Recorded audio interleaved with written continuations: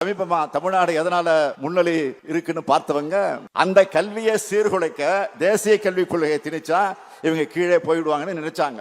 அதை நாம ஏத்துக்கல.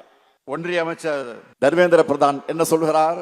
தேசிய கல்விக் கொள்கையை தமிழ்நாடு ஏத்துக்கிட்டாதான் நிதி விடுவிக்கப்படும், மும்மொழி கொள்கை ஏத்துக்கலன்னா நிதி ஒதுக்க சட்டத்தில் இடம் இல்லைன்னு மிரட்டுகிறார். நான் கேட்கிறேன், எந்த சட்டத்தில் இப்படி இருக்கு? மும்மொழி கொள்கையை அனைத்து மாநிலங்களும் ஏத்துக்கணும்னு இந்திய அரசியலமைப்பு சட்டத்துல இடம் இருக்கா? பேரு தான் தர்மேந்திர பிரதான், ஆனா தர்மமே உங்ககிட்ட இல்லையே. நம்ம குழந்தைகளுடைய கல்வி கனவை சிதைக்கிற காரியத்தை தர்மேந்திர பிரதான் செய்ய, அதை கண்டிக்காம தடுத்து நிறுத்தாம மாண்புமிகு பிரதமர் மோடி வேடிக்கை பார்க்கிறார்.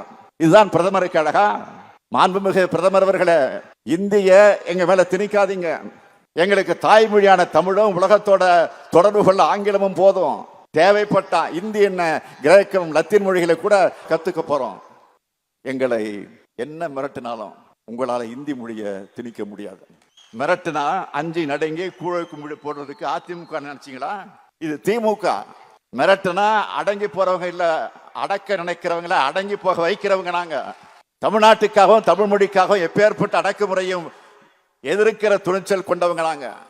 இங்க இருக்கிற நாங்கள் தமிழர்கள், சுயமரியாதையோடு இருக்கக்கூடிய திராவிடர்கள்.